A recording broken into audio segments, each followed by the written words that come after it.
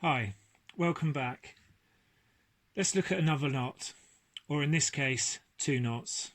So we're going to look at the figure of 8 on the bight, which is this section, and then it will be backed up by the knot that I covered yesterday, which was the stopper knot.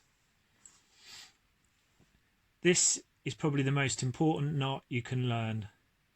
This is taught on SRT, WFR, which is water courses, all the climbing courses, and I would say was essential.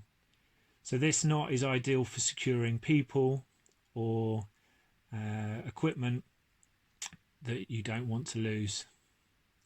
As I say, it's actually two knots. This section we looked at yesterday, which is the stopper knot, and then this section is a figure of 8 on the bight, and it's very strong and you're pretty easy to check, I would say, because you go 2, 4, 6, 8. So instantly from a buddy check I can see that that's a figure of 8, and then there 2. So 2, 4, 6, 8 is my figure of 8, and 2 more for the stopper knot. It's very simple to check. There are some other knots that may do similar to this, but aren't quite as easy to check from a distance. This is why it's liked so much in climbing and rescue. So there we go. Let's show you how this is done.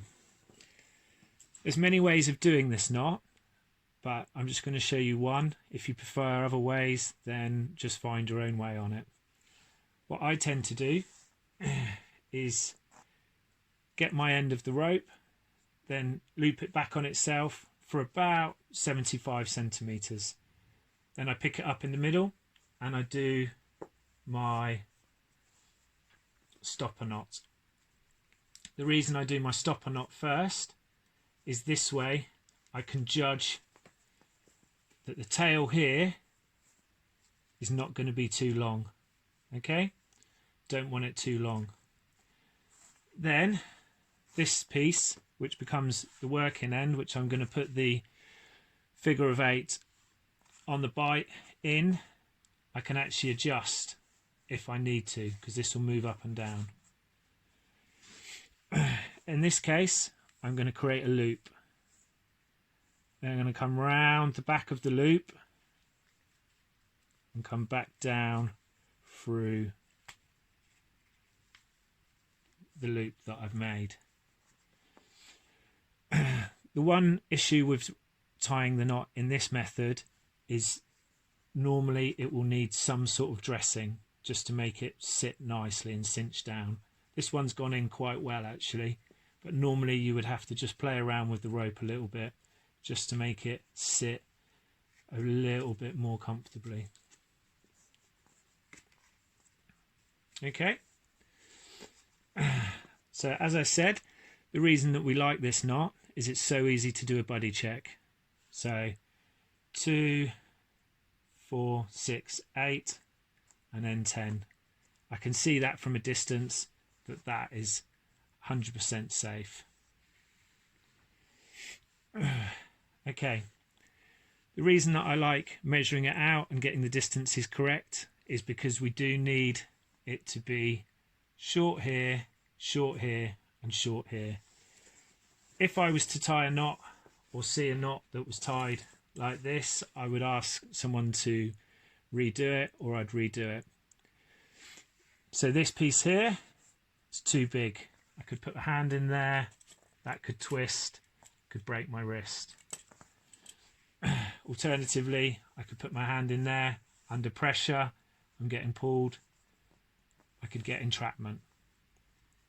Then also here, I've got this area here, it's a tail, this tail's too long, it could whip up, catch me in the eye, and maybe send me sort of temporarily without my vision.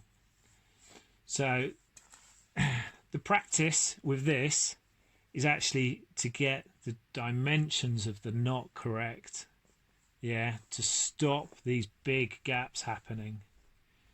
Okay,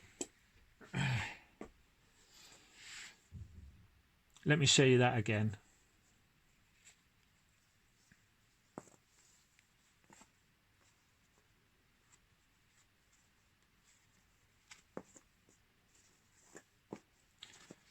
So, got a piece of rope. I put a loop in it of about 75 centimeters. It does depend on the thickness of the rope, so I can't give you an exact figure on that. Then about halfway, put your stopper knot in one piece, normally in about the middle. Okay, then I've got the bight, which I want to put the figure of 8 in. So to put the figure of 8 in, I create a loop. Then I come round and back down. As I said, this often needs a bit of dressing when it's done in this method.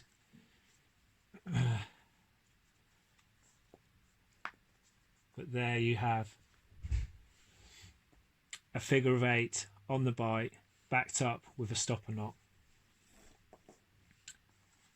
The reason that we like this knot is it's so easy to check, and if tied incorrectly, often will work and keep people safe.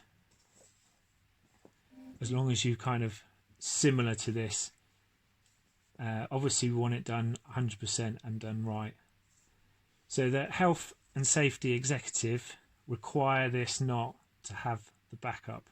So if this wasn't here, it might be possible that the tail might work its way up and come out. But together, that is a bomb-proof knot. So times we might use this. You might have an SRT or someone who's going into the water. If you were to tie them on with this, it's not going to come undone. At the bottom of your throw lines, if you're attaching the rope to the bag, then if you put a figure of 8 on, then it's not going to come undone. So it's good for anchors. If you want to anchor to something, this is the knot that you go to. If there was one disadvantage to this knot, I'd say that once it's been loaded and lots of pressure's been put on here, it's slightly harder to undo than perhaps some other knots. But in what we do in search and rescue, we're not often tying and untying knots. We tend to just tie a knot and it stays in place because we use a lot of carabiners or slings.